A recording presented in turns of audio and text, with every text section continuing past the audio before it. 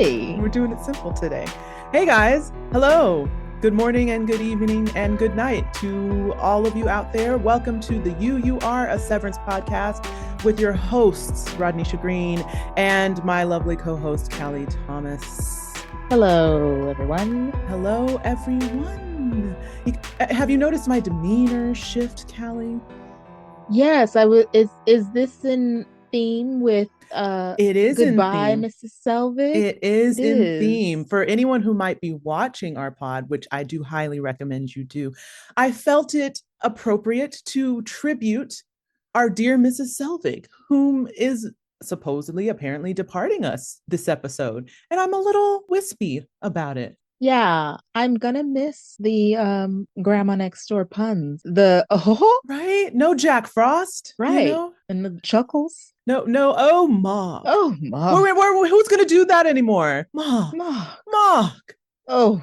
This is it, guys. This is it. Oh, that's sad. Well, if you didn't know, and you should if you're watching the show, this episode is entitled Goodbye, Miss Selvig. I wanted to tribute Miss Selvig by dressing a little bit more comfy, cozy. And we've got, the kitschy scarf and the wrap shawl, just wanted to get in the spirit of things because we're losing a very great character, I feel like. We are. I hope somehow she comes back. Do you think there's any possibility? I don't know why she would unless she's starting her trickery with somebody else. I don't know who, though. Well, I'm glad you've got the on-theme dress covered because I didn't think of that at all. And I am wearing a Kendrick Lamar sweatshirt. Mustard! I like it. You know what? It works because, and this was another reason why I went this route too, we're spending a lot of time with the Outties this episode. We are. So I figured we need to be in Outtie wear. It needs to be more Outtie appropriate. In keeping with the theme of Outties, etc., I figured just to open things up today, since we spent a lot of time with Milchick this episode, knocking on everybody's door, I wanted to inquire of good old Chat GPT. And I wanted to see if Chat GPT could give me some fun Severance-themed knock-knock jokes. Do you like jokes, Callie? I do enjoy a good joke. Let's see how good these jokes are from Chat GPT. I'm going to tell you right now, I read through a few of them. Some of them did make me tee-hee-hee, and some, they might need to go back to the writer's room with a few of them. But we'll start simple. Okay. All right, here we go. Knock, knock. Who's there? Any who? Any idea what's going on down here? Okay, next one. Knock, knock. Who's there? Milchick. Milchick who? Milchick out these dance moves. Shouldn't laugh at these. They're so dumb. There's some that are worse than this. Oh, goodness. Okay, this is probably the last good one. Knock, knock. Who's there? Goat. Goat who? Goat, any idea why there are baby goats down here? You get the gist. You get the gist. A lot of what's going on down here. Now, here's one that I don't get. Maybe you get it. Oh, I'll just tell it. All right. Knock, knock. Who's there? Helly. Helly who? Helly, can we talk about that My Any resignation video? But if you're the Helly at the door, why are you telling me, Helly, can we? Okay. Chat GPT don't get it right. Okay, so I'm not alone. No.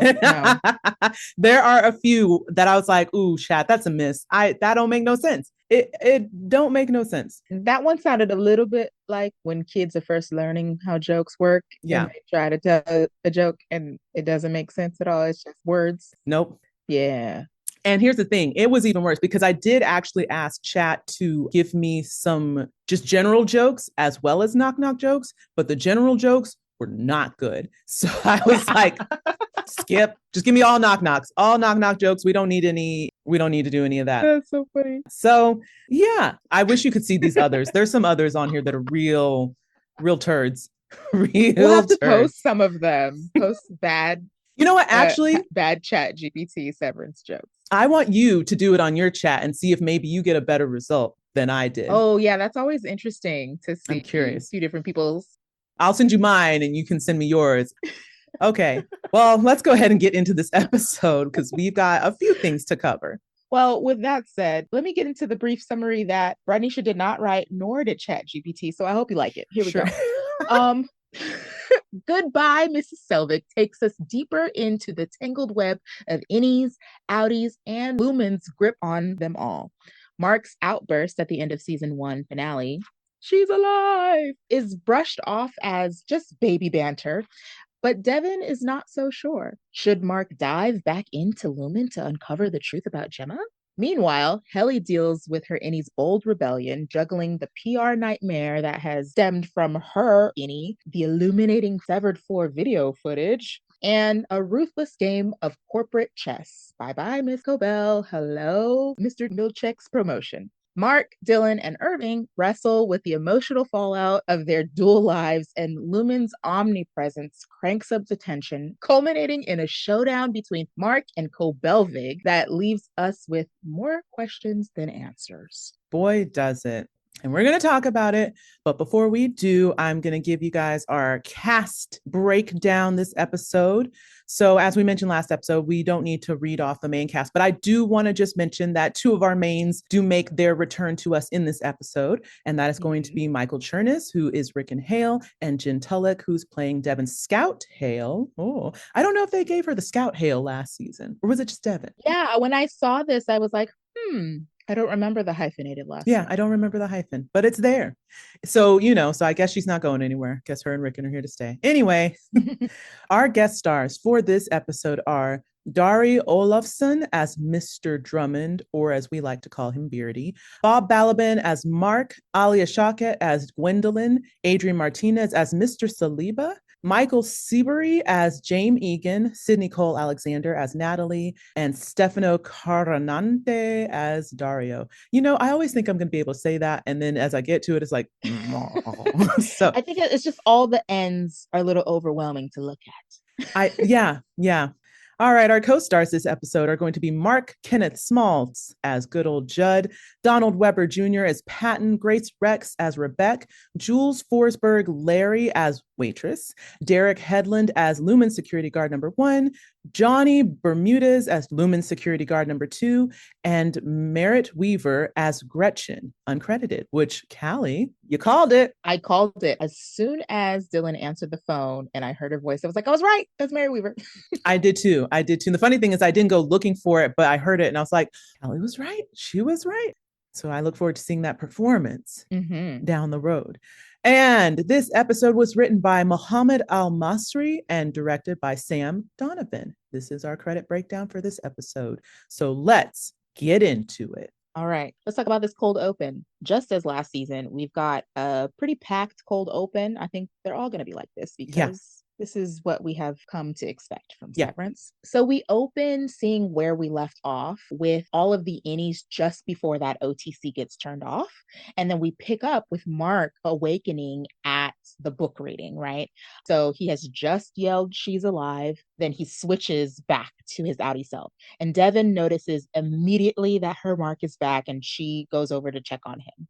Meanwhile, we see Helena's post-OTC moment at Lumen, and she's in a dark room somewhere in the building, and Beardy enters with her father, James Egan, and James is visibly upset with what has just taken place, and he confirms that it's Helena with an insult, an old English insult. And he says, "Fetid moppet." And she responds, "Father." The look on his face is almost like he's mad at her, but he's also mad that he was fooled earlier because he spoke to any Helly. That's a good point. In the bathroom. Yeah. And then he storms out. Next, we see Dylan's Outtie leaving Lumen with an ice pack on his head. And Milchick is standing above in the balcony in the freaking rafters watching him leave. And we see Helena come out and she ends up sending Milchick out to do the damage control, right? So she tells him, like, do what you need to do. And she leaves it up to his discretion to decide if that is going to involve firing all of these people. After that, Helena and Beardy meet with Harmony and they thank her for everything that she's done and the role that she played in getting the OTC to stop. And then they offer her a quote unquote promotion. I'm going to take that technical win. Technical win. Not a full win, but a technical win. Go on. And then Milchick rides off on his motorcycle, and his motorcycle has a license plate that reads Remedium Hominibus. And he proceeds to visit Irving and Dylan at their respective homes to fire them. And that's our cold open. First of all, I know you already mentioned it, but this was a lengthy cold open. Mm-hmm. Like, honestly, when it ended up getting to the credits, I was like, oh, I forgot that hasn't happened yet. Right. But also because episode 1, they don't usually do a credit sequence, right? So I was just ready for it to just keep going into the story. And I was like, oh, shoot, this was all the cold open. This was all the cold open. Yeah. So let's start at the beginning. So OTC is over. First, I wanted to say the main thing that I was glad to see was that Mark still had the picture in his hand when he woke up. Yes. Because I feel like if that wasn't there, then there'd be a lot more confusion about what the heck Mark's talking about. And I'd be very upset. I'd be very frustrated. That was the only saving grace. I mean, Devon obviously was pushing it, but I think what helped was that he was holding. That he had that in his hand. Mm-hmm. Yeah, he still had it in his hand. Right. I also liked that Devon was like immediately comforting to him. That's true. I like that we've been seeing, I mean, if I were to tie between seeing the season finale episode and this one, how like they're really cementing Devon and Mark's relationship as brother and sister, that it isn't a contentious one, that they have playful fun with each other. We see them banter, but then they have very serious, sensitive, like check-in moments with each other. And I like that. It's very nice. Right. Yeah, I also thought what was interesting about this moment too was just the like bewilderment in Mark's eyes, right? Because he's been doing this for 2 years. He knows what it's like to just wake back up after having been, quote, asleep, but he's never woken up in an unexpected place. So he looked like seriously frightened, like very jarred, very confused. Like I'm around a bunch of people that I recognize and I'm in the same place I was when I lost consciousness, but it wasn't expected. So that's got to be super jarring. And not only that, but he's waking up in a moment of heightened stress because as he woke up was just when they found Eleanor. The baby, gosh. The baby, right? So they're all crowded around Devon and Eleanor and like, oh, thank gosh. Oh my gosh, right? And then he wakes up after just screaming she's alive. So there's just a lot going on. There was a lot going on. There was a lot. Gosh, I don't even know where else to go from here. Well, in the next scene, Fetted Moppet. Okay. So I'm sure we both looked it up immediately, right? Yes. I had to, first of all, I forgot that I didn't have my closed captions on. Yes, I have those. And I usually watch it, especially now that we're doing it with notes, just to make sure I'm catching all the dialogue. But I didn't have it on. And so I was like, what did he just say? What did he call her? I had to go and turn it back on. I was like, what's a fetid? Is he trying to say Muppet? Like I was confused. Yeah. Essentially, it means smelly child in Old English. So it's like, it's an insult. Why are you calling your children smelly? Okay. And so angrily at that. Let's first address the fact that when he was walking up to her, once again, I thought someone's about to get a backhand. He rolled up on her like he was about to smack her straight in the face. That's true. And I was like, Jamie Egan, don't let you be abusive. I already am not cool with this Egan family tree. I may not know Helena, but I don't need you slapping up on your own child. He didn't, but then the insult, really not much better. Very. You calling her a smelly child and what the and the fact that she was ready to respond to that. Yep. So this is clearly something he has called her more than once. Like it's probably just her nickname. You're smelly child, and the other ones are dumb child and idiot child. Yes, and I think the fact that Helena responded with father instead of like I'm sorry or something like that did make me think like, oh, he just uses this like it's your name because you responded with a name. You know what I mean?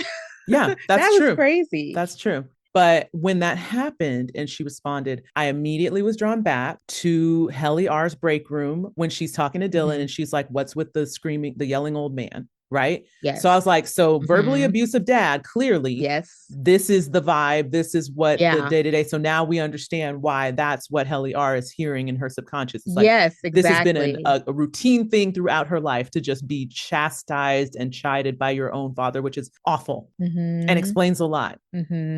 Whatever it is, it's something that is tied to guilt because in the break room, they're wanting them to feel remorse for something. So I'm sure it's tied to him just reprimanding her for silly things all the You know time. what I'm realizing? Do you think that what they were doing in the break room previously was some form of hypnosis and that's how they're able to tap into those subconscious things? Maybe, but I'm still not even 100% sure that it's just their subconscious that is creating what they're hearing and Mm. not something that is has been tailored to be played for them. I guess. I'm still not convinced. Like, I don't think like they would have like actual recordings of like Dylan's child Right. or her father. Right. I mean, in this very specific case, they could have an actual recording of Helena's father, True. but you True. know what I mean. I think it might just be like they've done their homework and said like these are the sounds that Mm. might help I mean, elucidate. as we know, Lumen is sneaky deaky, so it's possible They they could are, do something like that as subterfuge while they're in the break room to just have these yeah,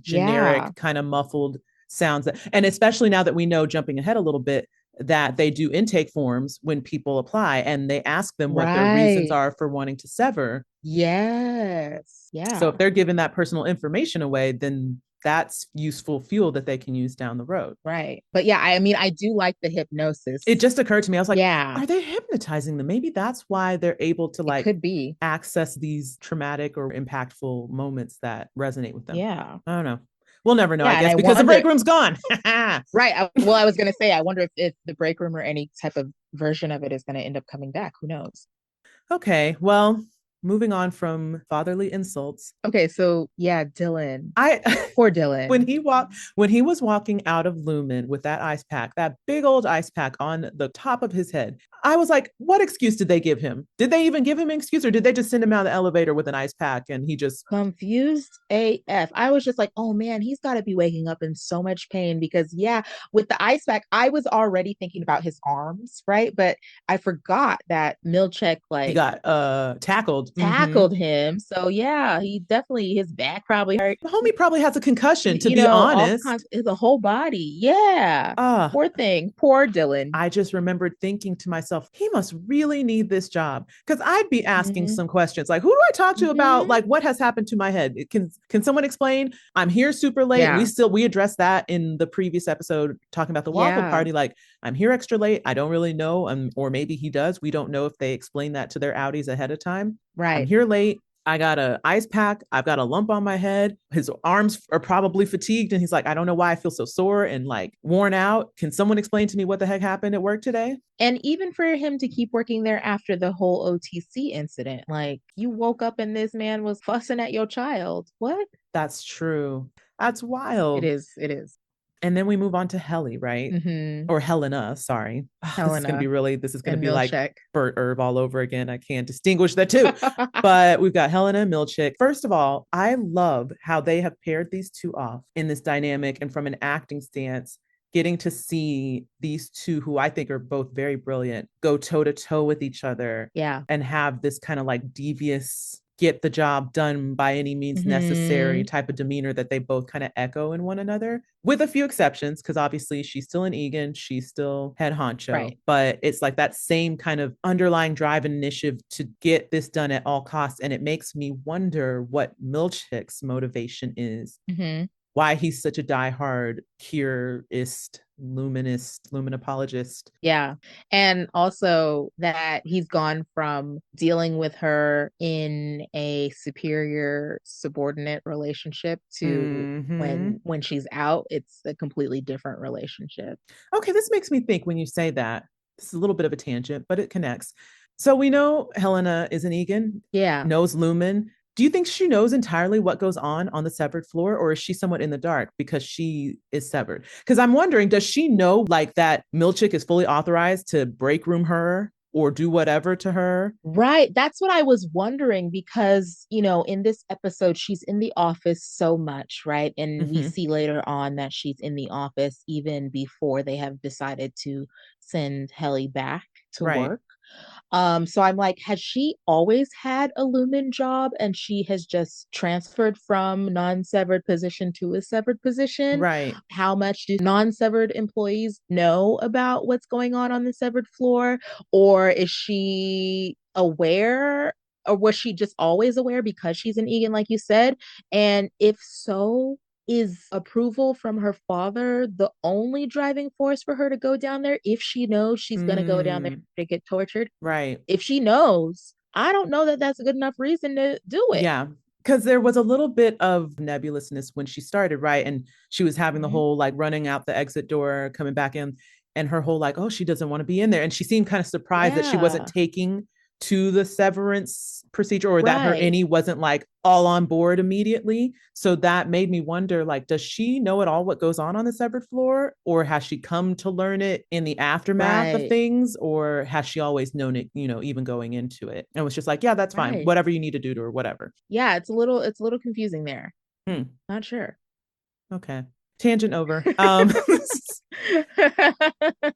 But yeah, so I love when they're talking in the hall and she says, let Kier guide your hand. And I was like, Hmm. it's so culty. It's so weird. I'm so Yeah. curious. And this is a little thing about me, listeners. Callie was saying in previous episodes that she's very into crime docs and murder docs. I'm very Yeah. into cult docs. Yeah. I have watched so many cult Hmm. documentaries. I find them wildly fascinating. I find a Yeah, they common are. thread through all of them. There, I mean, when you watch enough of them, you realize the playbook is the same. Like Yeah. the playbook is the playbook. No one really Hmm. deviates too far from it. Hmm. The outcomes may be different, but in terms of getting there, it's really interesting. So hearing all this language and the way they kind of communicate with each other, it's giving me that vibe, right? Every time Yeah. they're having these little moments, I'm just like, oh, okay. I Yeah. mean, that's essentially what's going on here. I don't know what the objective of the cult is. We shall see. But yeah, when she said that, I was Right. just like, such culty language. Let Kier guide your hand. It is very culty language. Mm-hmm. So he leaves and goes off on his mission, right? And then we see Helena, and Beardy is just following her around at this point. So we don't know. He's like kind of like an enforcer, but he Yeah. also later on has like a little more input than just an enforcer would. So I'm not sure. So I kept trying to figure out whose guy is he? Right, because Like, is he just a general Egan enforcer, or is he like James' man? And he has been put in charge of overseeing Helly at James' command. So really, he's taking orders from James and not necessarily from Helly. I got that feeling, Okay. right? Because he wasn't with Helena at the very beginning, right? Mm-mm. He came in with James.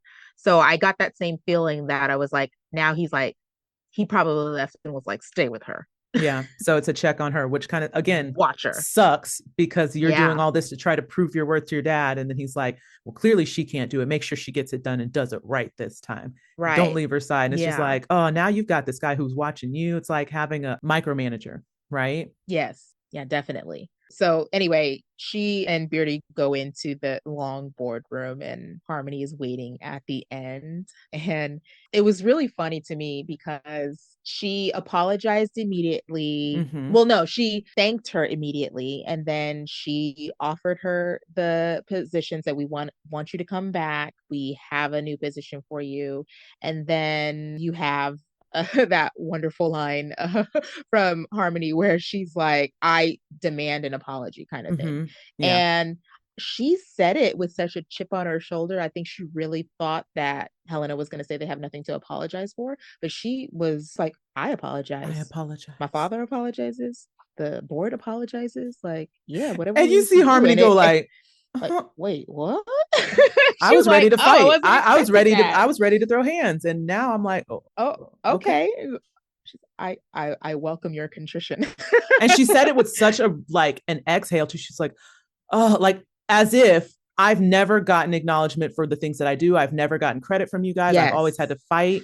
So it almost was Hmm. like, wow, even though I looked at it as very insincere and a very Yeah. like, face value apology, but she took it very like, oh, I welcome your Right. contrition. It's like, oh, you really felt that. You really needed someone to be Yeah. sorry. Okay. And I Okay. also think it was a sigh of relief because she was preparing herself, like hyping herself up to like Mm-hmm. blow Lumen up, I mean, we right? saw her in the car when she got fired. Right. But she also is like, this is her whole entire world. What is she going to do? So I'm sure it was like relief of like, oh, okay, I don't have to come to terms with what my life is going to be without Lumen Yeah, and yeah, Kier that's in true. Oh, it. that's true. That's a good point. I don't Mhm. have to reconcile what if I have to Yeah. let this go because it's been my Right. Good point. Like they're doing right by me. They've apologized. They want me back. So it's just a bump in the road. I don't have to be worried anymore. Right. Or do I? Because as Bum, we bum, see, she gets this promotion, which is so funny because as I'm watching the episode the first time and they say that, I was like, I knew they weren't going to just let her go. Yeah, you were so right. I also was like, oh, wait, this is one of those promotions. And then sure enough, right after, she was like, I've never heard of such a position. And she's like, oh, it's new. And I was like, ah, shoot. But I mean, that is the play, right? Severance advisory, whatever. Yeah. It's like, we know she's way too valuable of an asset. She knows too much, which is kind of weird to me that they were willing to let her go in the first place like that, the way they did. Well, and we had this conversation about how could they let her go without like any type of confirmation NDA that she's not going to do anything, no NDA, no severance or anything, so that I was immediately like, oh, they just need to babysit her. Here's your promotion. We're going to give you this job in this room. It's brand new because you're going to be building it from the ground up. All. You know, good job, Harmony. You're such a team player. We love it. Thank you so much. Right. We love your dedication. We're going to keep you very, very busy over here in this corner office. You know, since you're such a go-getter and a self-starter person out the door. Yep. Yes. Yes. That's exactly what it is. And, you know, she leaves not confirming that she's going to take it, right? She's like, I'll have to put some thought to it. I love the way Harmony says things. It's never the typical speech pattern that you would hear from modern day conversations. So I always find it interesting when she does have her moments. I'm like, I love this. Right. And also in this conversation, she, you know, she really says like, I should be overseeing the severed floor. And that's where Helena confirms like, no, Mr. Milchick's been promoted, and ooh, she looks hot.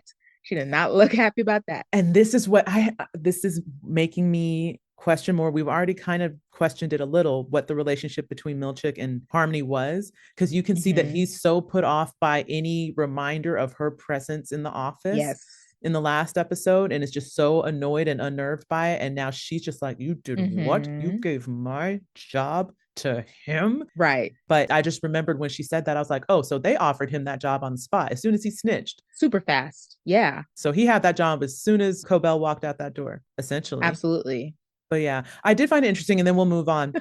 We mentioned the license plate for Milchick, and when he drives when we were looking it up, the thing that I saw was the way the Latin is on the Remedium hominibus. They were saying that it's supposed to be a cure, comma, for mankind, not a cure for mankind without the comma, because then it would be Remedium hominum. Oh, okay, yeah. So I've been looking at that sentence and trying to figure out what the difference is, like a cure, comma, for mankind. Oh, I don't know. What does that mean? Why is it different? What I think it means, and it could be so that they can hide in plain sight. So a cure, comma, for mankind is, I think, a cure for all of the different things to be given to mankind, versus no comma, a cure for mankind, meaning ridding mankind of its, you know what I mean? And I think it's more of the second one without the comma is more, it's giving more ethnic cleansing, you know, it's giving, you know what I mean? So it's their way of trying to cover tracks. Exactly, where the first one is probably not what they actually mean, but it makes sense for a pharmaceutical company. True. Very true. Like, we make cures for all of mankind, you know? Okay. All right. Yeah. I just was like, all right, what is that? That was a good catch, because I did not catch the comma one. I was just like, a cure for mankind. I only saw it because I initially saw just the translation and was about to write it in. And then I saw another couple of lines down, somebody made the distinction between the two. And I was like, that is important. That's an important distinction. It is very important. Love it. Especially since it's on license plates. You know, everybody's reading it. You can't be too obvious. Exactly. Yeah. So yeah, we see that license plate as he's driving off to go, you know, do his dirty work. So he visits Irving first. And, you know, Irving is, I kind of with Outtie Irving, because he immediately is like, he knows better than to divulge too much information to Milchick. And as Milchick presses him, he's like, why don't you tell me what this is about? Right. And he already has his lie ready to whatever has happened when he awoke outside Bert's house. He got home, got his story ready. It was like, oh, you know, I've just been watching. Oh, shoot. I forget what movie he said is on. Oh, it was The Barber of Seville. Yes, The Barber of Seville. Wow, The Barber of Seville is on. You know, I'm just ready. You know, oh, what is this about? And then I love when Milchick asks if he's feeling well. And he's like, oh no, what did I eat in What did there? I eat in there? Love it. I loved it. I was like, oh, I need more Irving now. This episode, and we'll get into it a little later too. This episode gave me so many more questions about Outtie Mm-hmm. Irving's history with Lumen. I have Mm-hmm. so many questions, and I don't know that my brain can fully articulate all of them. But it started in this moment where I was like, he was already wise to lie to Mm-hmm. Milchick about where he had been and what he was doing. Interesting. Yeah. And from there, I was just like, every move that he made throughout this episode, I was like, what? It was like watching someone play chess, and it's like, I'm not really sure what your objective, where you're trying to get. It's just pieces are moving right now. I can't see the whole Mm-hmm. picture, but I know there's an objective here. There's something more Right. going on, and I can't figure it out, Yeah. but it's And it's wildly this in fascinating. his reaction and interaction with Milchick is in stark contrast to Mark's that we see later on in the episode, where Mark Right, was immediately like, yeah, you're going to explain what the heck this just was. And Irving's denying that anything even took place. right. The amount of traveling Milchick has had to make on this motorcycle. I guess that's why he got a motorcycle, so he can just hop in and zip. Right. Not like Zip it in the and the out. traffic in Kira is very heavy, but This is true. not a This lot is of true. cars on the road. But I guess you just got to get from point A to point B quickly. So there you go. Yeah. So he goes to Irving, he goes to Dylan, Then he goes right? to Dylan. Yeah. And the excuse he gives Dylan is that he was the antagonist and and I the just feel so aggressor in bad a for Dylan. in an altercation. Yeah, I felt so bad for Dylan. First and foremost is coming home with a concussion and just all kind of confused, and then you show up at his door in the middle of the night and tell him, we Mm-hmm. you a problem, sir, you done started a fight, and now we gotta get rid of you. Yep. He's probably like, what am I doing in there? What is happening? Who am I in there? And he just looks so distraught and just like frantic, and you can see the panic behind his eyes. I just felt bad. Right. Oh, I did not like it. Anything else, or do we want to move it right along? These cold opens, man. We Yeah. be spending so much time Well, on because them, but they're meaty. they were like 15 minutes long. That's Yeah, not cold it's open. true. It's true. It is a quarter of the episode, so I guess it should be I a looked at quarter that of our time code and I was podcast. like, now wait a minute. Now wait a Right. damn minute. Right. Show's almost over now. How are we just getting to the credits?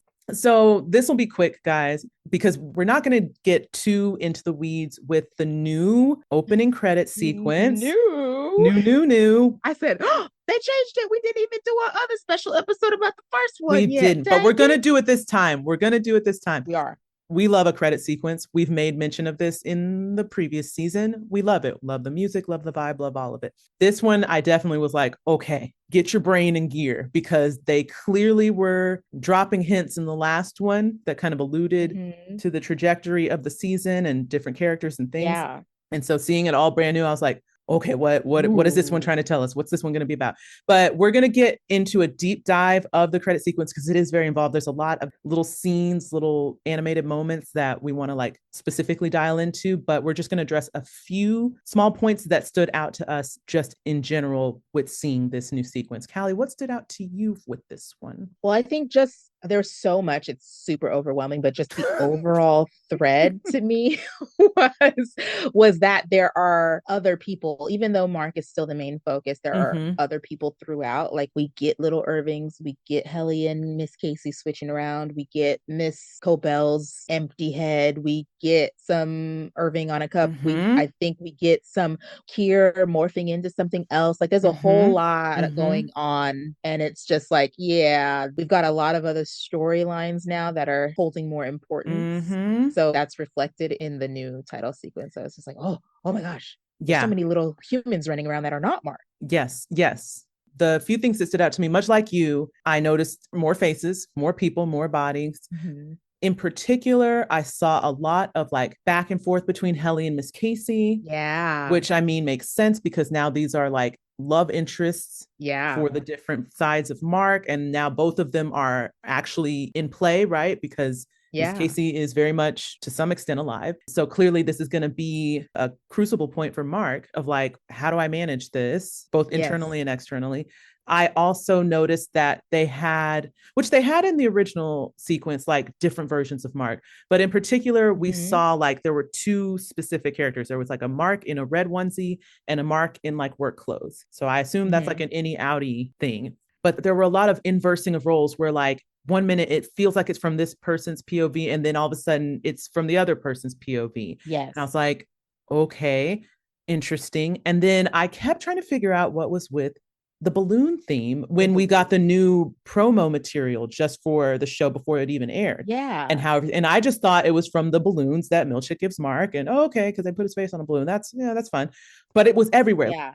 Side note, the cast has been doing a lot of press stops this season, which I think is great. I love that Apple is throwing money behind the show. I think it very much warrants it and deserves it. Yeah. But a lot of the like daytime talk show stops or like nighttime talk show stops, they're bringing the balloons. There's the balloons are there. Yeah. I was like, is it just that it's cute and kitschy? What's with the balloons? And then we get this credit sequence. Yeah. And it's balloons. So balloony. So everything's a balloon. Heads are becoming balloons every which way. Mark headed balloons all over the place. I was like, what is the balloons? And to me, it's like, okay, so this is season 2's goo, right? Yeah. So the balloons clearly have more significance than on the surface. What that is, I can't quite figure out yet. And maybe in the deep dive, we'll discuss a little more the theories around that.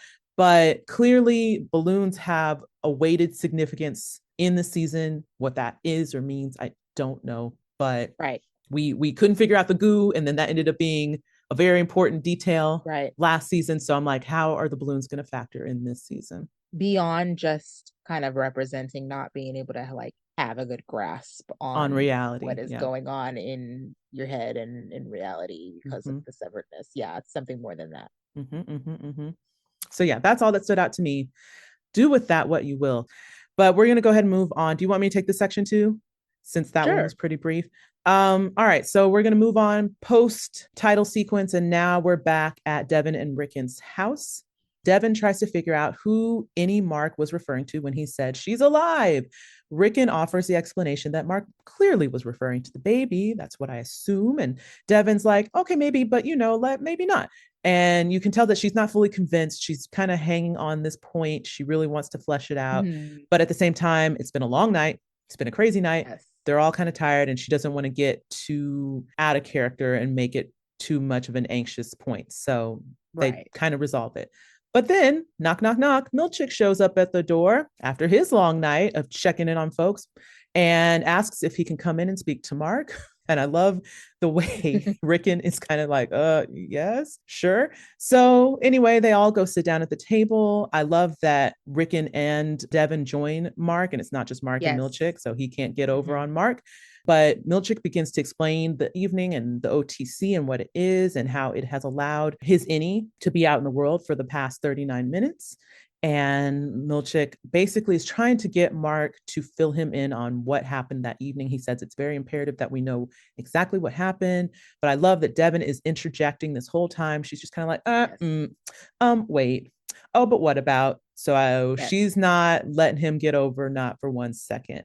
Milchick proceeds to then blame everything on Cobell, much like he did with Mark's innie in episode 1. But in the end, Mark tells him, I really don't know. It's been a very long night. We're all very tired. And Milchick kind of just has to take him at his word, but says, if any details clarify, keep us informed. And that's pretty much where we leave things for this part of the episode. Devon. Love Devon. You better be a sister. Love Devon. You better be a sister and check this man, because he's a fraud. He's fraudulent. Yes. Even when Milchick first comes in and is like, you must be Devon, and Devon didn't say a word. I was like, keep that energy, Devon. That's right. You are the best read of character, which makes me wonder. I don't know. I think I judged her character based on the fact that she's married to Rickon, and now that makes me be like, okay, there's something to Rickon that I'm not getting yet that she gets, because otherwise I feel like Devon's judge of character is solid between her figuring out that what's her face, Gabby Arteta, is at the cabins severed in the first season, to her read on Milchick. I feel like she's pretty solid there. So I'm like, maybe I should trust her judgment a little bit more on Rickon. I mean, now let's give credit where credit is due. Rickon did come up with the banger name merge of Cobelvig, which I'm like, it was right in front of my face. How did I not come up with that? How did we not know this? Oh, that was a perfect shipping name. Come on, Cobelvig. Easy. Right there. Easy. And it was right there. And I'm mad that, again, this may be Miss Selvig's last episode, because now I won't be able to use that. And I'm kind of upset.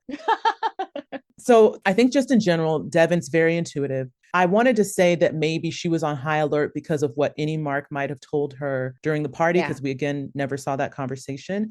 But also, I wonder if she just can tell between how his any was responding and how my brother is in general. I don't trust you. Right. I don't trust you. You seem shady to me. I'm not buying what you're selling. To me, it was another confirmation of what we had surmised about Devon being like more compassionate toward severed people. Oh, yeah, we did. You know, than the general public is, because I felt like if she kind of had the same attitude towards Severance as everyone else, she might be like, yeah, this is my brother, but that guy that talked to me is not. So I don't owe him anything. Right. You know what I mean? But she seemed to be just as protective over any Mark as she is over just, you know, it's just Mark as a whole. This is my brother. I'm going to protect him. I may not fully understand what just happened, but I know a part of him is afraid of you. So I don't like you. Yeah. Because as soon as Milchick tried to press her and she was like, if I tell you what he said, will he be punished? There's no punishments at Lumen. The heaviest of twitchy eye rolls I gave to the TV at that moment. I also loved that at the end when clearly she's like, wrap it up, Mark. He just kind of looks over her and sees her face. And all you can see is, do not tell him anymore. Tell him to go home. Tell him to go home. Yeah. And he was like, I think we're just really tired, Mr. Milchick. It's been a long night. I was like, yes, that's that sibling connection. I love it. And you know what else bothered me about this too was that he was directing his questions at Mark. And, you know, he knew he was going to Devon and Rickon's house. He had the questions for them, but he didn't know that they were going to come sit at the table and speak. They could have been like, here, you guys take this room. And why would you direct any of these questions at Mark? Mark doesn't know what happened. And I think part of Mark's reaction is kind of looking at him like, what do you mean what happened? Yeah. I don't know. I'm severed. I wasn't here. He was here. How would I answer this question? You know what I mean? It was like back to Bert's retirement video all over again, where it was like, why are we doing this? We both know that. I don't know. But the reality is too, he knows that he can't get over on these other folks the way he can his severed crew, right? Because whether any or Outtie, they're there for a reason. He knows what the reasons are. He knows how to play to their emotional, he can manipulate that. Yeah. So he's like, I don't know her and I don't know him. I don't really know how to address them. I'm just come straight to you. Right. This is true. But because they are good family members, they did not leave him out on a limb. Right. And was there with him the whole time. And I was like, I like this. I appreciate it. I'm very happy about it. This is true. So we also get confirmed, which I think we kind of knew last season. It's Friday night, right? Yeah. I was like, oh, it was Friday. I said that previously. So everything that's about to go down, we got 48 hours. Like Eddie Murphy. Yeah. A weekend. So just keep that in mind. Anything else we want to address, or do we want to move on? I had to look up what Occam's razor was. I was going to say, I saw your note about Occam's razor. It's like, I don't know what that is. It's a science term. Yeah. Don't know it. Not good at science. The simplest explanation is usually the explanation. Don't make it more complicated than it is. Right. And so when Devon says that, she's trying to, I mean, she says it like, let's Occam's razor this, but she's trying to convince herself eliminate not all to the go other down the Gemma road, right? Yeah. It's simple. You just had it in your hand because obviously you're interested in this picture of you and somebody in a wedding dress. Because you don't know anything about this as right. And then my baby clearly must have made you think of this person or made you pick up or whatever she said. But I just was like, this is pretty funny. Once I knew what the term meant, I was like, I understand what's happening now. Process of elimination. I love that. Let's get rid of all the extraneous stuff and get down to what the simplest answer could be. You know what's funny is when she said that line, I immediately went back to our conversation about trying to figure out what her job is. And I was like, does she work in the sciences? Oh, in the sciences. What is her job? Well, are we going to find that out? Maybe she does. This might be a clue. Let's hold on to that. Callie's prediction. He's a scientist or something sciencey. Your average person doesn't say Occam's razor, and I just no, they don't, because I didn't know what it meant, and I am basic. Never heard of it. All my classes were biology 101, 102, 103, and when I ran out of biologies, I said, "Okay, we're done with science." Oh,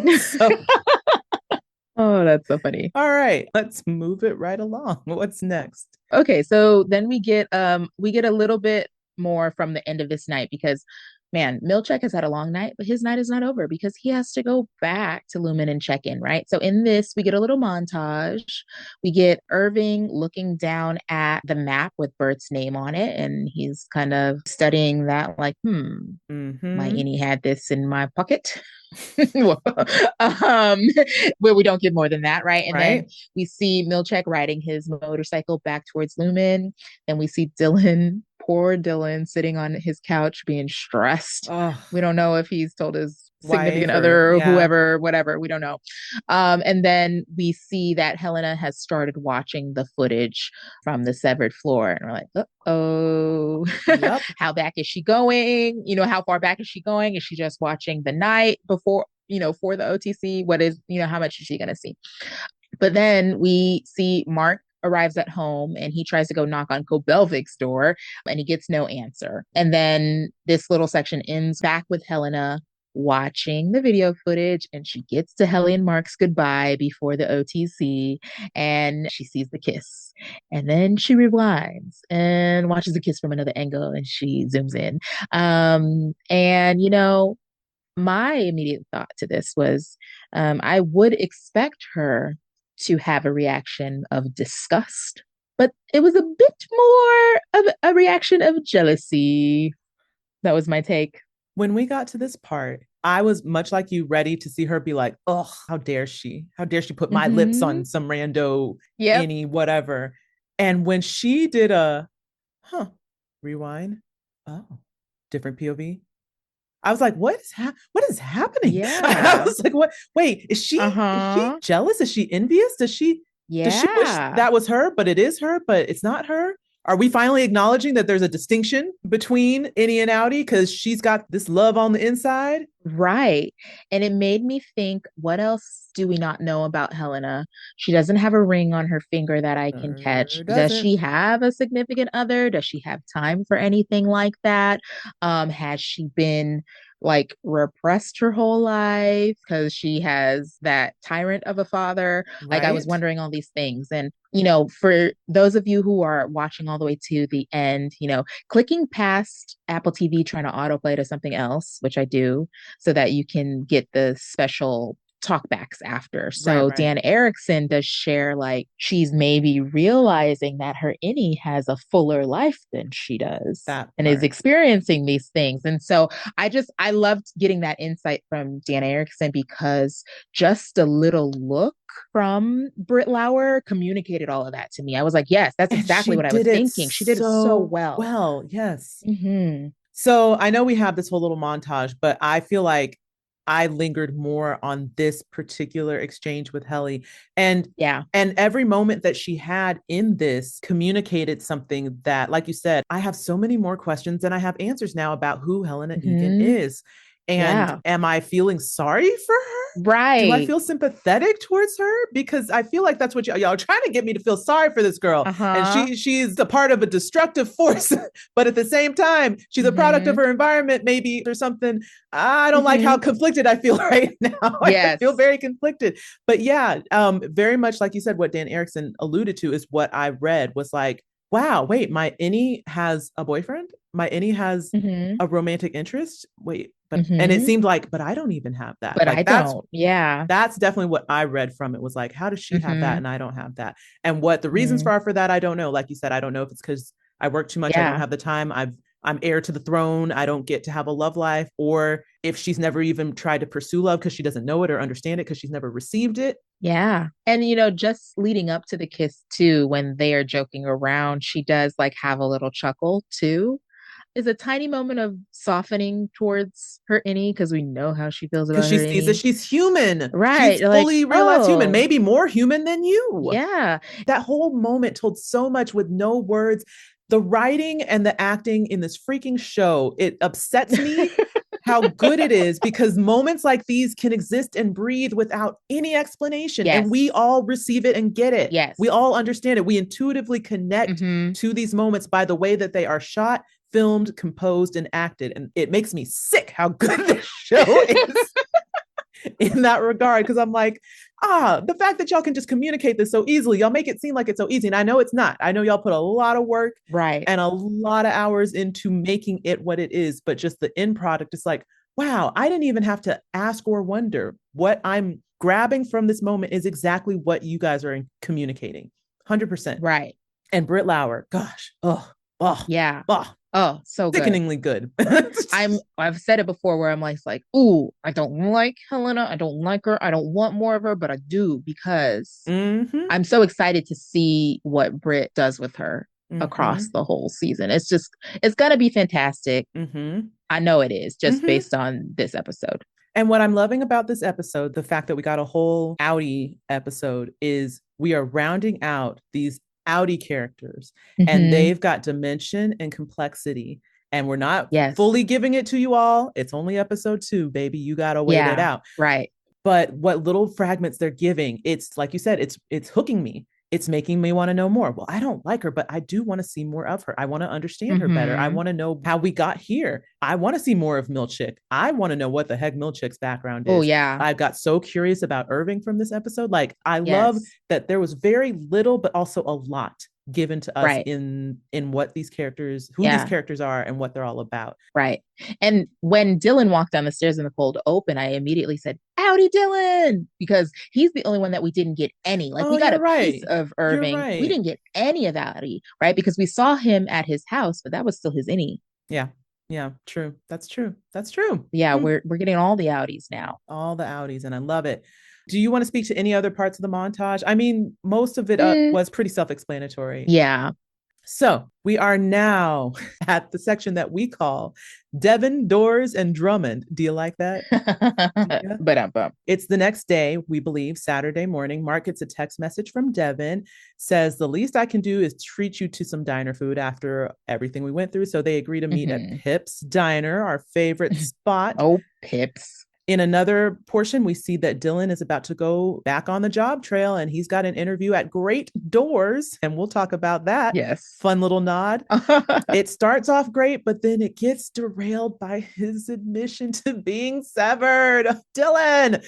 But anyway, we go back to the diner. We see Mark and Devon. They're sitting there having a chat. Devon's still trying to press Mark about what he meant or what his innie meant with she's alive. She wants to confirm it. She wants to just to be safe, just to be sure. Let's not rule out any possibility. And she starts to mention that she has a lawyer friend that they can petition, but Mark gets frustrated and upset, cuts her off. Mark informs Devon that he's going to quit, as he already had intention to at the beginning of the party at the end of season 1. But Devon says, maybe you should go back in. Maybe we should just be sure about all these little things. We don't want to leave anything to chance. We just want to lay all these aside, rest any doubts. Mark gets very upset. He can't abide the possibility that Gemma might be alive, especially since he was the one to identify her body. So he shuts the conversation down. It's done. We're done. I'm not going here anymore. He says some pretty hurtful things to Devon about Rickon and then storms out the diner. And at the end of that exchange, we zoom out to see that at the very end of the diner, sitting at the counter, is Beardy, who we now know as Mr. Drummond. And he's peeping, y'all. He's creeping and he's peeping and he's peeping. All right. Let's just go to Dylan's portion, because then we can talk about the whole diner because it's short, and then we can talk about all the diner. Yeah, so Great Doors. So first off, let me just give you your credit, because I don't know why I did not catch that was a separate thought person. That was Dylan. I was convinced it was Dylan, but a different version of Dylan. But they look so similar. It's weird. Adrian Martinez. Yeah. And so when I figured it out, I texted Rodnesha and I was like, I placed him. He owns the bodega in one of the million Spider-Men. So that led me to be able to look it up and get his name. He's one of those people that is in a lot of things. He's in Law and Order SVU. He's been in this and that. You've seen his face, right? I will say though, I loved the choice in casting, because obviously they're trying to make the point of like, this is who Dylan would be without Severance, or could be without Severance, and like just looking at a straight 1-to-1 comparison. I did get a little bummed though when he made the door prize joke. Yeah, the door prize, and it didn't. He's like, oh. It didn't read. I was like, hey, that's a good joke. I would have appreciated it. Mr. Saliba didn't appreciate it. No, he was like, no. I was like, oh, dang, it was going so well. It was going so well. So Callie, tell us the Great Doors tie for those who Oh yeah, maybe the hasn't Great checked out? Doors tie. So yeah, I think even Rodnesha knew about this. I Mm-hmm. think probably it was discussed when she got to hear Dan Erickson speak at the season 1 finale, but also it's in one of the episodes of the official Severance podcast where Dan Mm-hmm. Erickson talks about his previous job when he was writing the script. He worked at a door company and his job was just like cataloging the doors. So I was like, oh, I love that he's interviewing for a door. Oh, this is such a great Oh, little such a good nod. nod. I was like, I I love it. love this. That's perfect. That was a fun little nod to see. Great doors. So we mentioned that the interview goes sideways. Yeah. Before we get to that, actually, I did note another thing at the top of the interview when he immediately asked, "Can I ask about benefits?" Yes. And my first thought was, okay, do they have a sick child or does he have a sick wife? Because Yeah. not to say that it's not important to ask about it, but just the fact that that line was like right at the top, I was like, so he's like, I need to make sure that whatever benefits I'm getting here are good. And why would you be so gung ho about that if you maybe didn't already have like Something a health existing. something existing?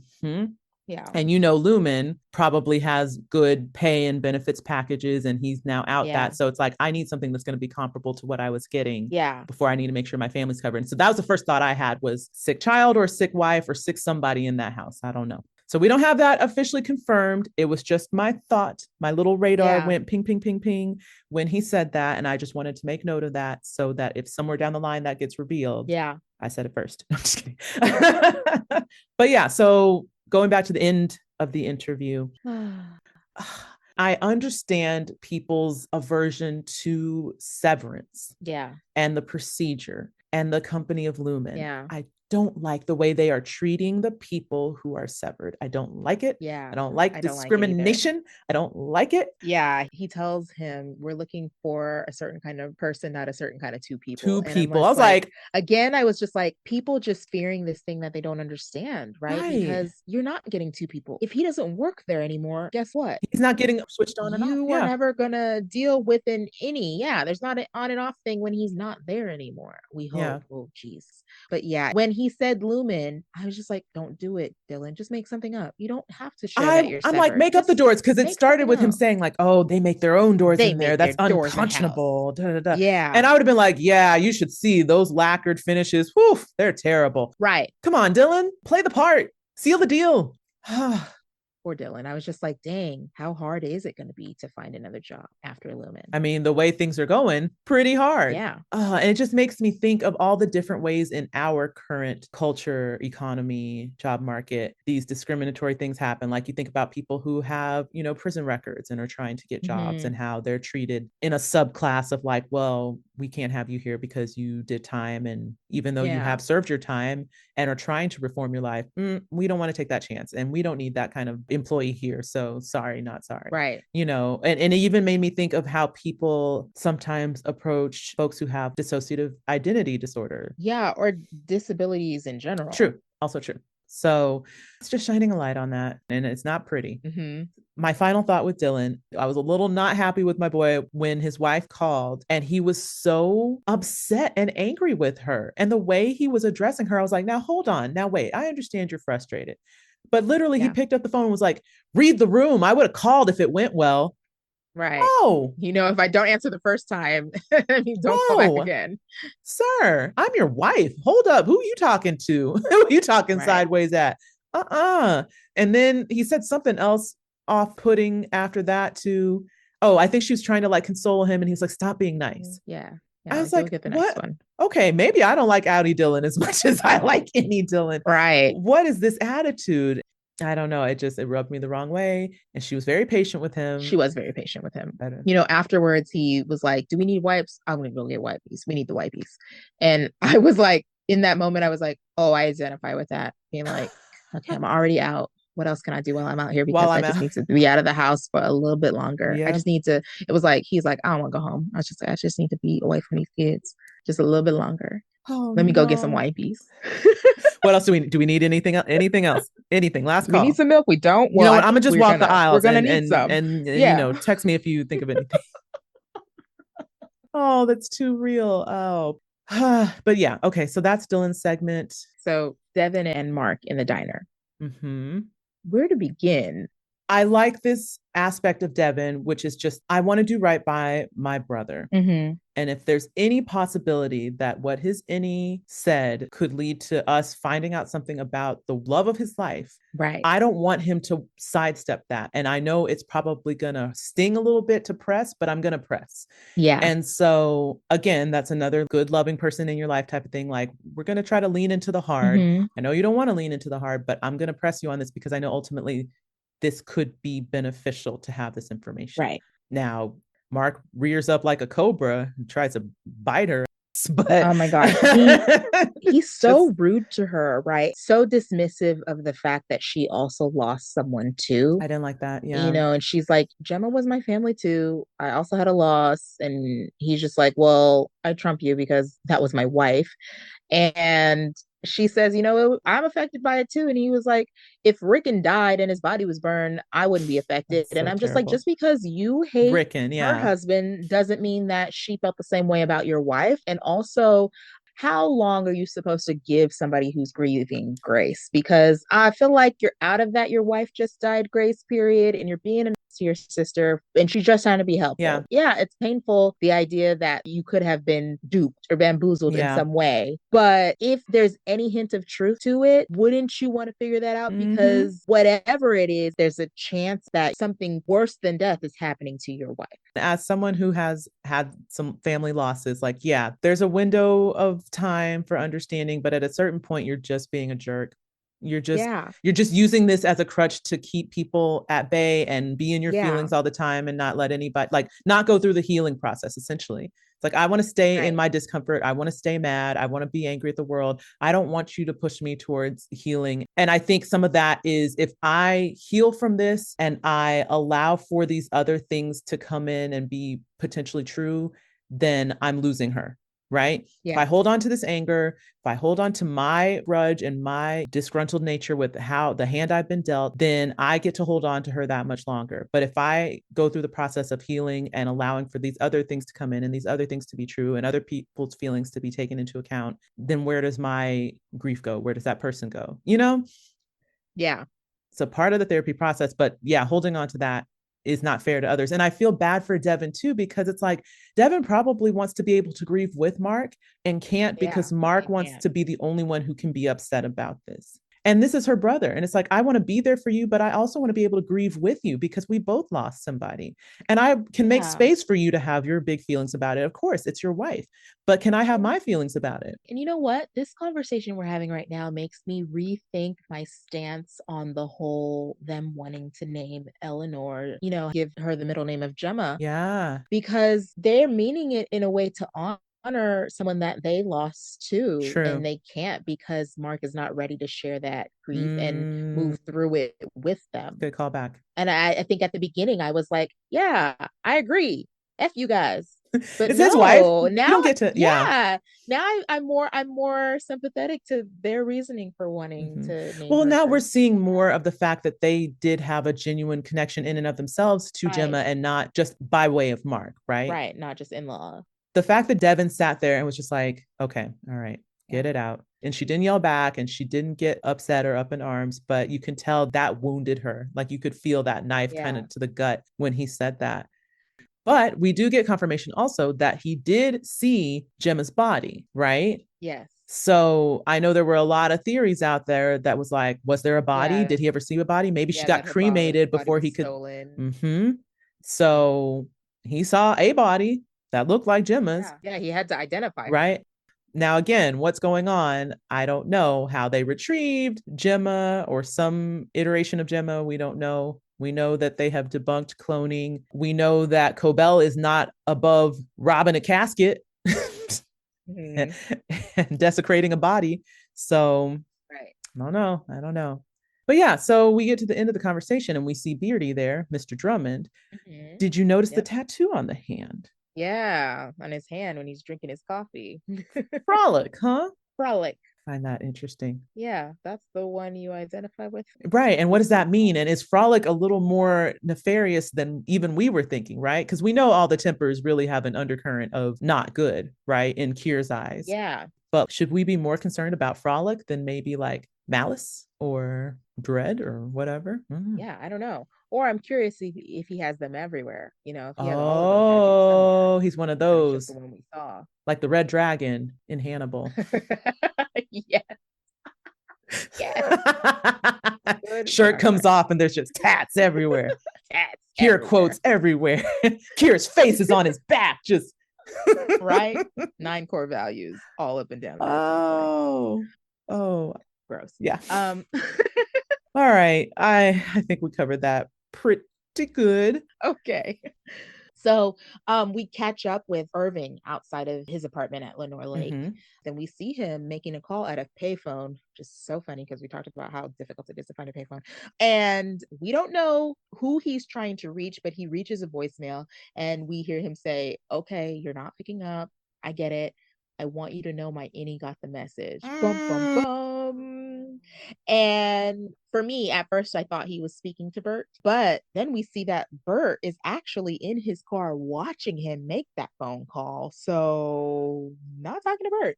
And then we go back to Mark's house, and Mark is finally changing the light bulb in the hallway that Miss Selvig mentioned in season 1. Okay, thank you for that. I knew there was a reason why they were honing in on it. Go on. Yeah, that was the hint to us as the viewers that she had been in his house several times. Right. And then Mr. Milchick shows up with a fruit basket in tow, asking for another chance to convince Mark to reconsider and come back to work. So he says he has a few questions for him. He proceeds to ask him if he's happy with his compensation at Lumen and offers him a 20% pay increase. Mm-hmm. He asks him if having a full investigation into his innie's claims and if regular wellness checks from an independent org will help him feel more excited about returning to Lumen. Jeez. And then he reminds Mark about his interview and why he chose to get severed. And he asks him if he still feels the same way. So he's like, do you remember what you said? You said that every day feels like a year and I feel like I'm choking on the ghost of my wife. Do you still feel that way? And then he just lies through his teeth and he says, your innie is happy and fun loving and blah, blah. And he makes jokes. And like over time, you will start to feel the effects of that. He's already been there for 2 years. How long is it supposed to take, Milchick? Mm-hmm. Okay. Irving. Yes, Irving. Mm-hmm. I want to know what's going on with him. I want to know what's going on. Do we think he's talking to Ragabi? Because that's what I think. Oh, that was the second guess after Bert pulled up in his car. Yeah, my innie got the message. And then I was like, ooh, my innie got the message. Okay. So was there some rumbling that somehow there might be a way for your innie to receive a message from you in your home? Yes. And did he leave something for him? Is that what he means? Or like the map in and of itself was the message that he's referring to? I don't know. I'm like, what do you mean your innie received the message? What do you mean? What does that mean? Yes. Because you couldn't have known that the OTC plan was going to happen, right? No. And that explains why it's like we got to get a message in some other way, because we don't know that we'll ever be able to communicate with your innie on the outside. But is there a way that from the outside we can get in? I definitely do think that he's talking to Ragabi. But then, of course, once I thought that, I was like, okay, so Irving has his own plan and agenda that's been going on and clearly has been going on for a while, because obviously we've been dealing with the goo and the da-da-da for a lot longer than prior to Petey and Mark. Mm-hmm. And this brings me back to my theory. Do you remember my theory about Irving? Yes, I do. I do. For anyone who's a new listener, we discussed, I don't remember if it was during the theories episode or if it was before that. It was during the preview. Yeah, the preview episode. I had a theory that Irving, because based on the door thing and him seeing the hall and that whole bit, I had a theory that Irving used to be something of a Milchick initially with Lumen, and that he was at one point working for Lumen unsevered and is now severed. Now, how we got from unsevered to severed, I don't know, other than the fact that maybe he got to a point where he was like, I don't like what's going on here, and I'm basically going to be a spy from the inside. And again, I don't know what took place. This is all just conjecture. This is me trying to piece it together, but it's the fact that he has that present memory on the outside of this hall, and is trying to get it to his innie, meaning the innie has never seen this place, but I got to get him to know what this is. Oh, Rodnesha, I'm dumb. Yeah, maybe the painting is the message. Uh-huh. Uh-huh. Uh-huh. And Uh, and which we'll talk about when we get to, if you listen to our recap of the credit sequence, Irving's cup, when they show it, mhm. has musical instruments flowing out of it.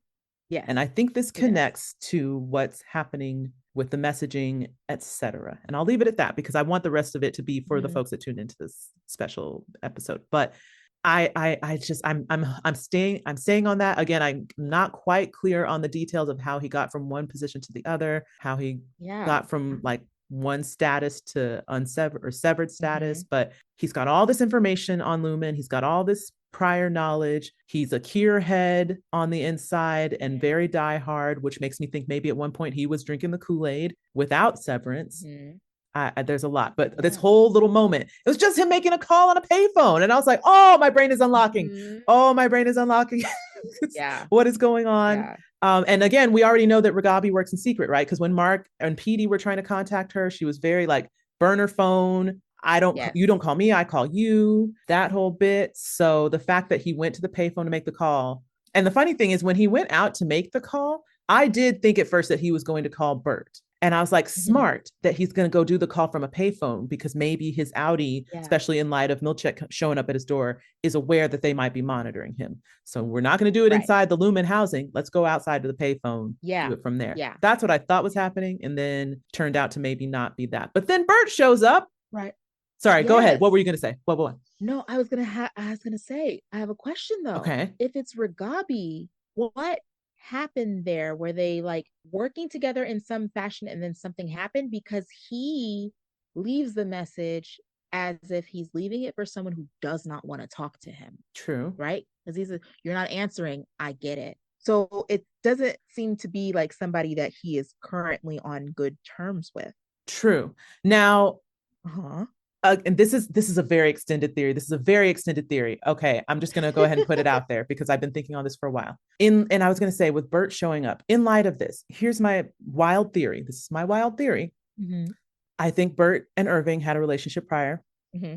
as unsevereds. Mm-hmm. I think somewhere along the way, something happened to punish Irving. They severed Bert. Mm-hmm. Irving gets upset, wants to be severed too. Mm-hmm. And maybe he was working with Ragabi prior, and his decision to go severed upset her because, like, we're trying to get something done. We're trying to do this and you're messing it up. And he's like, no, there's a way we can figure it out. I can still do the job, but I need to be with Bert. It's wild. This is my theory. This is my thought. And again, because Bert shows up to him, to Irving's place. How? Why? Yeah. Yeah. He knows where he lives. Right. How? Yeah, exactly. Yeah. I'm like, you didn't need a map to get there. So that definitely lends to the theory that their Audis already had some kind of something prior to this OTC. Mm-hmm. So this is my wild theory. I don't have all the pieces. When are they gonna give us what happened at the house? I don't know. Like, I don't know.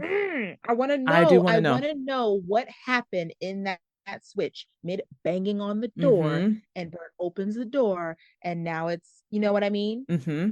Now Outtie Irving is at this house that I think he already has been to, right? You know what? That's what I want to know. Yeah. I want to know what happened then. Mm-hmm. So again, this could all be wrong, but I've been musing over this. Boy, have I been musing. And I was just like, oh, I think it's something along this line. And I'll tell you what another reason why I thought maybe this might be a nod, but it's kind of a stretch. When he mentions that he's watching Barber of Seville, I was like, what's the plot of Barber of Seville? I know it's an opera. Yes. And it's basically kind of Romeo and Juliet-esque, or not even Romeo and Juliet-esque, more like Cyrano de Bergerac, where it's like, a count falls in love with this woman, but she is supposed to get married off to her guardian or something. And he uses the Barber of Seville to basically be an intermediary to get them together and get the guardian guy out the way. And I was like, interesting movie choice to make. Yes. Could this possibly be alluding to a bigger picture of Irving and his love life and maybe him and Bert? I don't know. I don't know. Okay, I guess let's move on. Okay. Yeah. Anything else on the Irving point? No, I just have so many more questions. I know. And I'm like, why'd I even open that door? Because now I just have more questions of how and why and what and when. I mean, they opened it. You're right. They wanted this. They wanted they wanted us to they sit wanted and us fume. to go through this.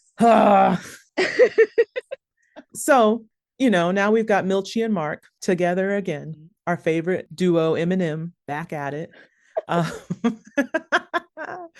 So he shows up with his fruit basket. Yes. I do like that Mark pushed back a little bit when they were talking. He didn't just say, oh, okay, yeah, sure, I'll come back to work, blah, blah, blah. But then he got him with that Gemma line, and I was like, right. Emotional manipulation. I forgot you wrote down the quote, and I forgot this part, that he also divulged the love part. Yep. He's found love. Yep. But he doesn't give him any more details, and he's like, wait, what? Yeah, he's like, found love with who? And he's like, that's irrelevant. Yeah. Anyway. Details.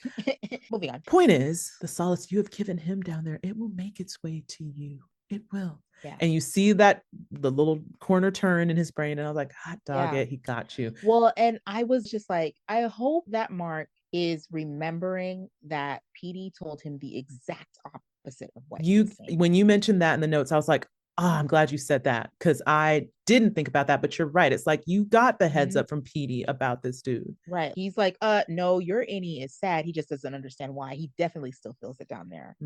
I hope he trusts PD more than Milchick. I hope he remembers, because honestly, with us watching the show, and for Mark even, there's been enough time in between and so much has happened in between that I do wonder, because it seems almost like all the stuff with PD has kind of faded into the background. Yes, he never got a chance to tell Devon about all of the PD stuff. He wanted to, but he never got a chance to tell him. Yeah, I'm like, oh man, are you going to get the chance? Are you going to remember? I hope so. Is it going to come back up, all the things that PD was telling you? I hope so, because when you said that, I was like, shoot, I've even forgotten about PD and everything that he told Mark. Crap, is he going to remember? So much has happened in this amount of time. Like, I'm like, shoot, Mark done met PD. He done been involved in a murder. He done been in and out with a doula. And that part, you were an accessory to murder. We've just moved right past that. So much happening. Too much happening. They're gonna figure out the security card piece, though. Mr. Grainer's security card. You're right, because Miss Cobell was pressing, like, I need to interview Dylan to figure out how he got access. And I'm like, oh shoot, this is gonna come back around. I mean, they already found Grainer, right? Like, they already have his body, right? They already found Grainer, yeah. They should have already found Mr. Grainer's card, right? Milchick should have found it when he tackled Or at least know that he didn't have his card, right? No, but I'm saying when Mr. Milchick tackled Dylan, oh, you're right, he should have found the card and how he got in. You're right. So not still immediately traceable back to Mark, but they should by now know that Mr. Grainer's card got back into the facility without him. Ooh, do you think that Milchick is hiding that point? Because he knows that it might ultimately lead back to like all of the stuff he's been messing up on. Yeah. Because Trammell, when he did his portion of the Severance podcast, the official one, they were talking about his character this season, what he thinks about his relationship to Lumen as far as Milchick goes, especially him being a Black employee in upper management, that they actually sat and talked through that and considered that, which I appreciate first and foremost. I was like, thank you. I am so glad that that was actually a consideration in developing this character, because sometimes that can be yada yada. And I feel like that's a very important aspect to who Milchick is. The fact that we have cast him as a Black man in this very literally white space. Very literal white space, walls. Yes. And where he falls in that, and how race might play a part in who he is and what he wants from Lumen, what he's hoping to get from being a part of this organization.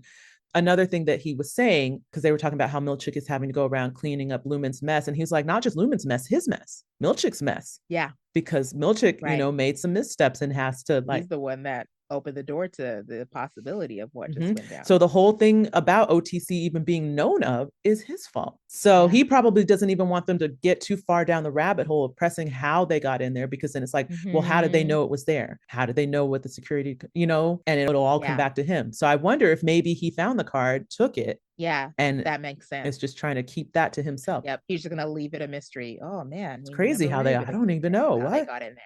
Oh, must be a janitor. That actually makes a lot of sense. Yeah. Yeah. I didn't think about that till you said it, but I was like, oh, I bet he's already thought that portion through and is like, let's just wipe you this, give you your ice pack, send you on your way, none the wiser. And I'll just keep you guys in check from here on out. All right. So in this segment, we see Mark parked outside of Lumen, contemplating, as he is wont to do, deciding if he's going to go in or not, which he finally does. Meanwhile, Helena and Milchick are watching from the windows above, looking down at Mark to see him enter. Then they turn to reveal that they are also meeting with Mr. Drummond and Natalie. Natalie asks who's the team that Milchick has assembled, and Milchick explains that he has found a floater from overseas, who is Dario, and two people who were laid off from 5X, which is Mark W and Gwendolyn Y. So the two kind of scoff at the choices, but he explains that he did the best he could with the 48 hours he was given. So we now know ain't no 5 months. Ain't no 5 months. Yep. So Helena then assures them that the team's report isn't important. Who he got isn't important. They just need Mark to complete the Cold Harbor file. So then we get a montage of Outtie Mark going in and out of the elevator over the 3-day work period that we've already seen from the any perspective. And it's literally just him going up to Judd, getting scanned, going in the elevator, coming out, going in, coming out. And there are timestamps, and I love the attention to detail. We'll get into that. But we then cut to Helena, Mr. Drummond, and Milchick, because obviously after Mark's 3rd day, he done run roughshod in the office and causing trouble. And they're listening to the message that he tried to get out to the board, asking for his team to come back. Milchick apologizes profusely for losing control of the situation. Mr. Drummond then shares that the board is going to give Mark what he wants, including haaaaard. We then see Milchick arriving at Irving and Dylan's homes to offer them fruit baskets and their jobs back.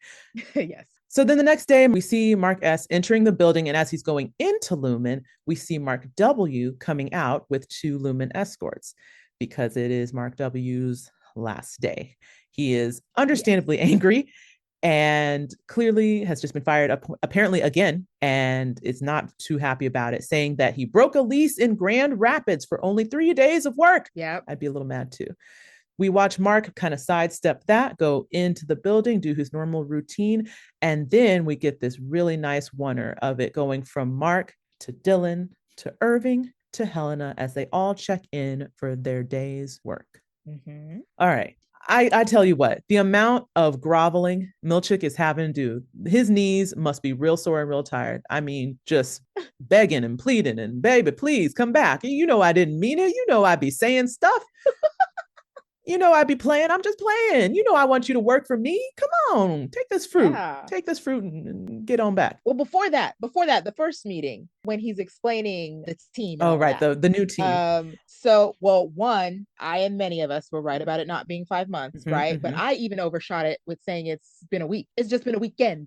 Listen, the fact that Lumen is so used to a PR crisis, clearly, the fact that they had already implemented contingencies the night of Helly's outburst, they immediately confiscated people's phones, media equipment. They went on the trail to start doing PR blitzing immediately. So this is clearly a group that is familiar with crisis prevention, right? Right. So in light of that, they're like, oh yeah, we can get this turned around in 48 hours. 48 real hours, not 48 business hours, because it was over the weekend, right? You know what I mean? So this man, they were working hella overtime hours. Has Milchick been asleep? All I've seen is him driving on that motorcycle here, there. And then he's night, and he's back at Lumen at night. Then he's on the road at night. He's back at Lumen at night. You know, he's probably got a cot in his back office on the 7th floor. I'm sure he does, right? That extra room with the blueprints in it is also his sleeping chamber. He just pulls the blueprints up over his face. Right. And you know that they already got this newspaper ready for Mark in just 48 hours. Oh, that was part of it too. Because it's not even just the Outtie stuff they're having to deal with. He's also having to prepare all the any stuff. That's wild. Right. That's wild. Right. Team no sleep. So then we also get revealed Mark W was not retired. He was fired. Not at all. Right. 5X was not shut down. Gwendolyn was also fired. What did they do to get fired? What happened? We need this backstory. We need this backstory. Because Milchick doesn't say who specifically. We know who specifically from 5X because of the first episode, but Mr. Drummond's reaction is just to 5X overall. True. He's just like, oh, from 5X. From 5X? So what's going down at 5X? Where is it? Is their whole severed floor crazy? Is their MDR department? Have they been troublemakers in the past? Has something similar already happened there? I don't know. Oh, once again, we'll never get this dang 5X backstory unless they do that side quest episode where we get to see what happened at 5X. A special drop. about 5x, We repeat it, please. guys. Come on. Come on. You can do this. We Yeah. want it. But yeah, so when Mark W was leaving too, at one point, he's like, get your hands off of me. Yeah, give me another Another reason to reason sue. to And I was sue. just like, ooh, was that a statement of just like being angry about being Right. fired so quickly? Or is he talking about another reason in addition To a to the previous. reasons he has from his previous work location, right? Ooh, I want to know. There's so many questions. I caught that too. And I was like, okay, now I really want to know what the heck happened over there. Yeah. And again, Balaban, I just feel like he's too well known for this to be the end of it. Oh, no, he's coming back. He's coming back for sure. He has to. He has to. And just that little moment that they gave him there, I'm like, this will not be the last we have seen of Mark W. Okay, so we're getting our team back.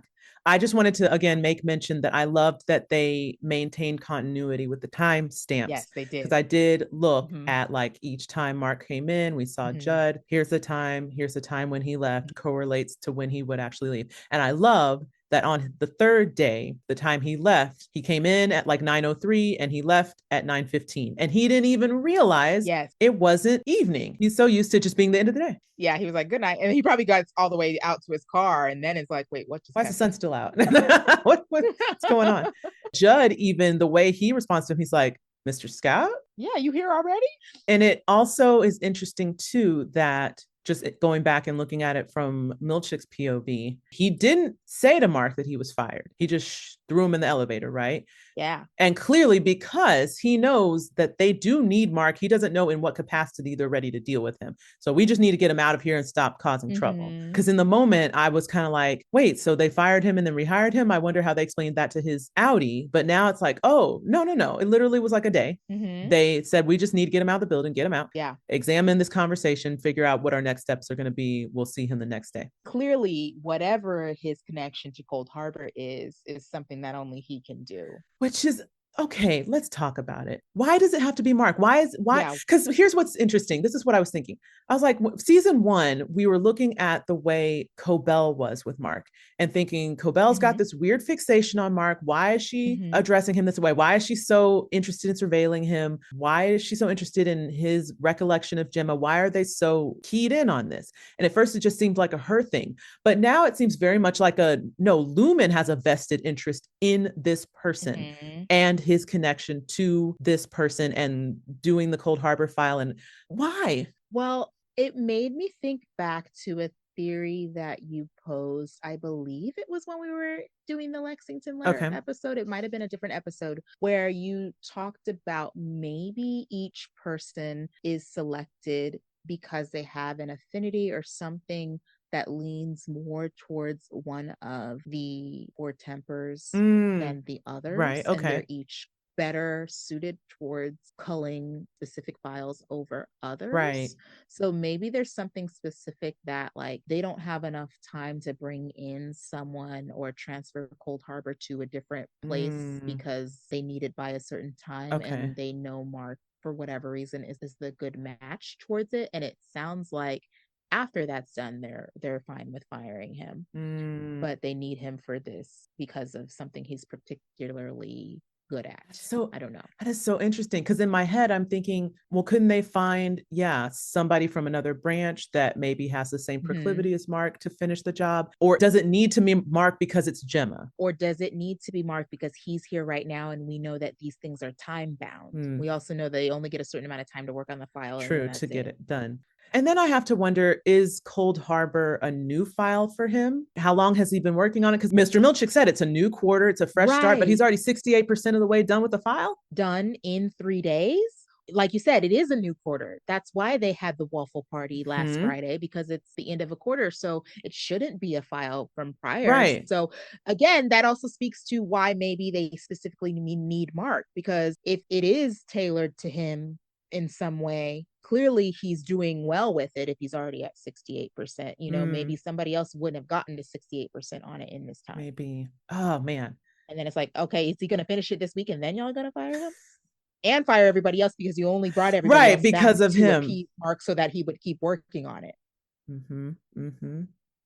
Oh, I wish I understood. I just want to understand. I just want to understand so bad. Yeah. I mean, at the end of the day, we've got our team back. I'm glad that he pushed. So we now see that I guess it was effective that he did do what he did because they do need him. he is essential to Yeah. whatever they're doing. So it is nice to see Mm-hmm. that his rebellion and his, demands were met. Yeah. It was a risk on from his perspective. He didn't know, but now we can see from the other side, it's like, oh shoot, you do have leverage. Okay. It's too bad you don't Yeah. really know the level of leverage you have. Yeah, he doesn't at all. Well, is there anything else you want to say before we get to Helly entering the elevator? Because what I want to say kind of puts both of those together. No, I think we pretty much covered it. Yep, yep, yep. Okay, so, after having the week to process, I had resigned myself to the fact that the popular theory, including yours, was correct that, it's Helena who's down in the upside down, in the down below, In the in the down upside here, down. right? Okay.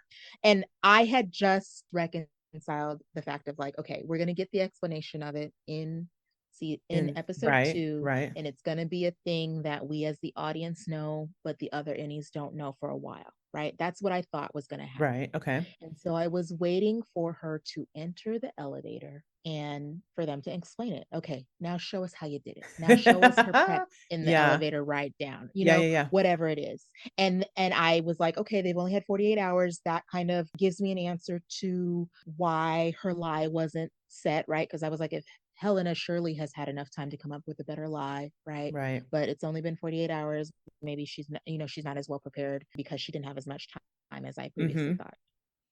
But I didn't get the solid answer that I want, because her look when Mr. Drummond says they're going to give him everything, including Heliar, and also her look of trepidation as she entered the elevator, is about to descend the elevator, both lend themselves to either option, right? Sure. So one option is she's worried and she's nervous because how am I going to pull this off? Right. Getting them to believe that I'm Helly. Yeah. But then it's also, what trouble is Helly going to do? I have to relinquish control. I have to relinquish control to let Helly down there. And I'm so angry that I didn't get a definitive one or the other. Agree. I was so mad. Agree. This also got me because it was another moment of where it seemed like the perfect end to the episode. I wasn't paying attention to the time. The elevators closed on her worried face, and then boom, we cut to the next scene, and I was like, there's not even like credit processing time, I feel like they do that on purpose. I feel like they've done that more than once, where it looks like, oh, this seems like a good completion point. And it's like, nope. Right. We got one more thing. And they throw in a scene that was like, okay, this makes the last bit makes sense as the end of the scene, but it also could have been the top of the next one, and this could have been the end. Yeah.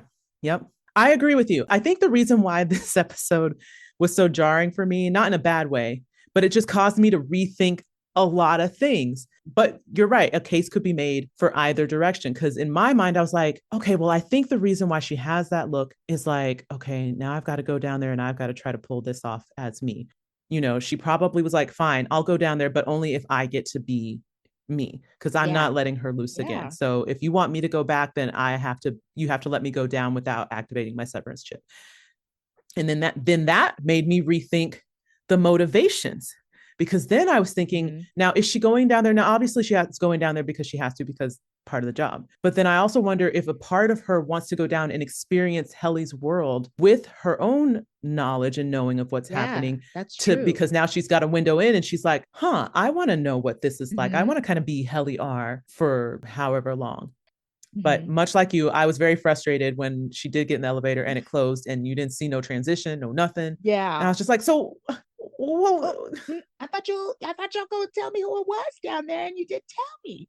What? Okay, now we're on Mark and we're back Selvig. on Mark and Mrs. Selvig. Oh, okay. Well, with that said, let's get into our final chapter in this episode. So Mark arrives back home, and just as he's getting home, Mrs. Selvig I say Mrs. Selvig because we're here, but at this point, Mrs. Selvig is gone. It's Cobell, and she is packing up her car to leave, and Mark confronts her, and she forgoes answering his questions with a little tit for tat, implying that he's a dummy for letting Lumen convince him to go back to work. And he's like, oh, you're so easily swayed. Like, you're just so predictable. You're a little cog in the machine, and you blah, blah, blah, blah, blah. And he's just like really taken aback because he has, over the course of these 2 years, really let her in, more than I think we even got Yeah. revealed to us in season one. Like, I've talked to you about Gemma and everything that I've gone through. Like, how could you do this? I trusted you. And she's just like, you silly little boy. Don't you know that was a game now? Haven't you figured this out now? Like, I don't care. Like, she shows him no remorse. No. And then she's just like, okay, she gets in her car. She starts to drive away, but he darts into the street and stops her.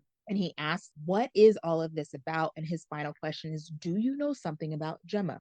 And just for a split second, she looks down just long enough to show that, like, she knows something. And now you could see the wheels are turning. Mm-hmm. Like, wait a minute.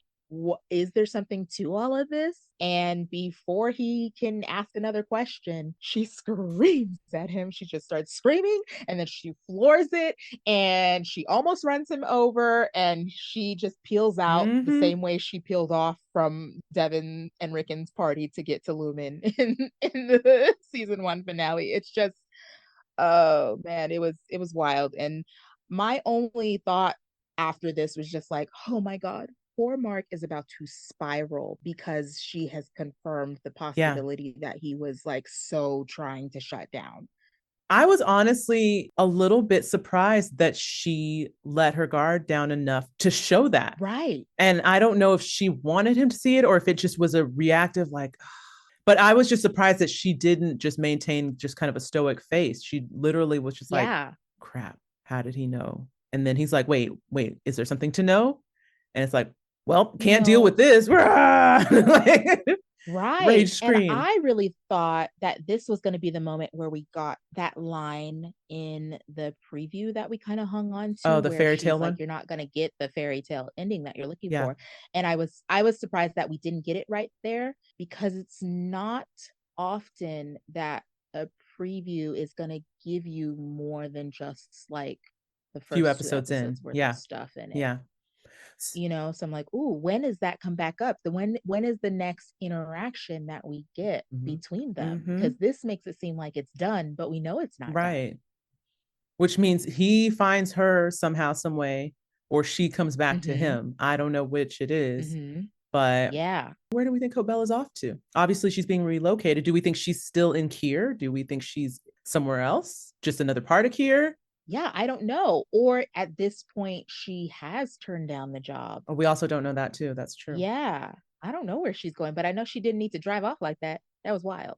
But yeah, I didn't have much more other than thinking about that and realizing like she has just fully let this Selvig guys down. Like, we're not even going to try to pretend, or, oh, Mark, I just need you to because the reality is that Outtie Mark doesn't know who Cobell is or how she is. He just knows that a version of her works with his innie. And she failed to reveal that. But she could have tried to keep the guys up to keep him on her side. I wanted to tell you so many times. I wasn't allowed, and I wanted to be, but I just wanted to, I had to make sure, whatever. But she just fully let it down, was like, I'm not pretending to be this old bag anymore. I'm not doing this. Listen, I am a powerful woman and I don't owe you any answers. Goodbye. Yes. So, this was just a little like, note when he confronts Cobell and he says, who are you? And he says it in the exact same way that, the little opening to New Day severed people. He says it in the beginning. Yeah. All right. Well, that is episode 2. It's a great builder episode. Yeah. It's a brick. Yeah. It's a thinker for sure. We knew going in we weren't going to get no answers, and yet still disappointed that we didn't. I thought at least something, I don't know, or I actually, no, you're right. I didn't really think we could. Like, let me be honest with myself. Like, no, you didn't. Yeah. Did I want it? Yes, but we are only 2 of 10 episodes in. Yeah, the only thing I really thought the whole Helena Helly thing was gonna be like a Cobell Selvig thing, where like we know that was revealed to us very early on. We know no one else knows. We know as the viewers. I thought that's what was gonna happen with Helly and Helena, but I guess they're just like, why would we do that a second time? Done that. That's already been checked off in the playbook. Done that. Doing something new. Right. We're not gonna do that again. You guys, we're better writers than that. You should expect more from us than that. That's my fault. We ain't basic. Right. And I love it. I love it. Yeah. I love it. And so many people are getting into the show. I love it so much. I love it. I love it. I love it. I love it. Well, guys, thank you for joining us today. We appreciate your listening. We appreciate all the new listeners that have started getting wise to our pod. Thank you so much for taking the time to hear our little musings and thoughts. If you would like to continue this conversation, keep it going with us through social media or through email, you can follow us via the following. We are on Threads, Blue Sky, TikTok, Instagram, and Lemonade. Is Lemonade back? Or did that still stay Yeah, on? that's back. It came back when TikTok came back. All right. It's all a bite dance. That's a whole mess. Anyway. Okay. Well, Lemonade too. And you can find us at the UUR pod on all of these social media handles. You can also email us if you have any questions, queries, theories, etc.